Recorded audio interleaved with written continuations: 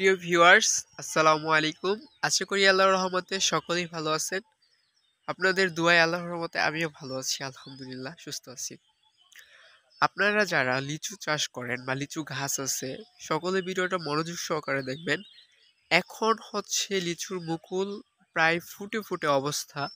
অনেকে কি করেন, ভুল করে এই সময় ঔষধ দিয়ে দেন। এখন প্রথম প্রশ্ন হচ্ছে, লিচু ফুল ফোটার পরে ঔষধ দেওয়া যাবে কিনা?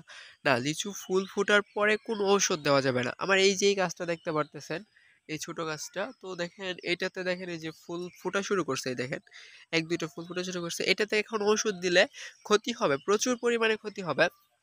মানে এই যে ওই রেণুগুলো আছে, এই রেণুগুলো মারা যাবে কীটনাশকের কারণে। আবার এই যে এই গাছটা দেখতে পাচ্ছেন আমার পিছনে, এই যে এই গাছটা, তো এইটাতে দেখেন একটু দেখাইতেছি আপনাদেরকে। এই দেখেন এইটাতে একটা ফুলও ফুটে নাই, এই দেখতে পারতেছেন, এটাতে একটা ফুলও ফুটে নাই।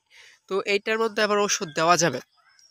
তারপর যে আবার পিছনের এই গাছটাতে আসি, তো এই দেখেন এই যে এটাতেও একটা ফুলও ফুটে নাই, এটাতে ওষুধ দেওয়া যাবে।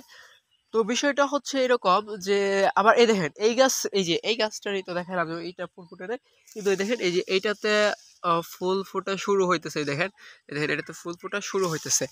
তো এখন বিষয়টা হচ্ছে আপনি কি করবেন। এখন আপনারা যারা ঔষধ দেন নাই, কারো কথায়, যদি সে একজন কৃষি অফিসারও হয়, তার কথা আপনি গায়ে নেবেন না।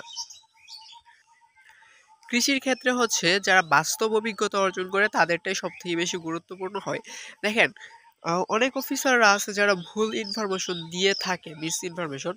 এখন যদি কোনো আপনাকে কেউ বলে যে আপনি ওষুধ দিতে পারবেন, সে আপনাকে ভুল ইনফরমেশন দিচ্ছে। এখন হচ্ছে আপনাকে এইভাবেই থাকতে হবে। আবার এখন কিন্তু গাছের মধ্যে কোনো প্রকার পানিও দেওয়া যাবে না।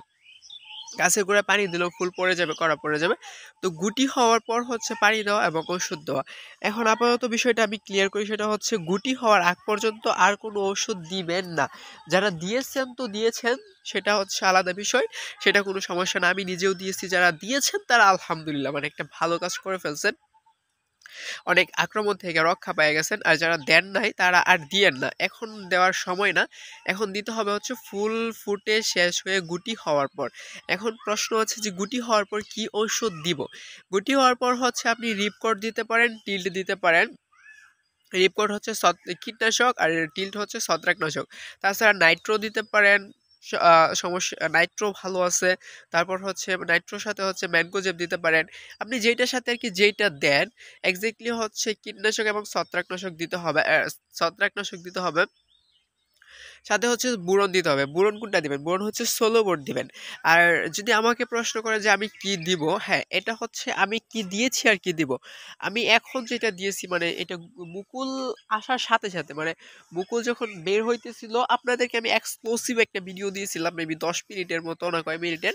আপনারা সেটা দেখে থাকলে তো আলহামদুলিল্লাহ ভালো, আপনাদের সমস্যার সমাধান হয়ে গেছে। আর যদি আপনারা সেটা দেখে না থাকেন, তাহলে আমার যেটা সাবস্ক্রাইব করে রাখবেন পরবর্তীতে সকল তথ্য পাওয়ার জন্য। তো এখন আপাতত কোনো ওষুধ দেওয়া যেতেছে না। আমি দিয়েছিলাম হচ্ছে, যে আমি কি দিয়েছিলাম, আপনারা পরবর্তী বছরের জন্য যে তথ্যটা সংরক্ষণ করেন, সেটা হচ্ছে আমি নাইট্রো দিয়েছিলাম, আর হচ্ছে ফসলের উপর ম্যানকোজেব দিয়েছিলাম, সোলোবোর দিয়েছিলাম। মানে বোরন হিসেবে সোলোবোর দিয়েছিলাম, একসাথে 3টা দিয়ে স্প্রে করছিলাম। তো এরপরে কি দিব? গুটি হওয়ার পর, গুটি হওয়ার পর ভাবতেছি রিপকোট দিব, টিল্ট দিব এবং সোলোবোর দিব।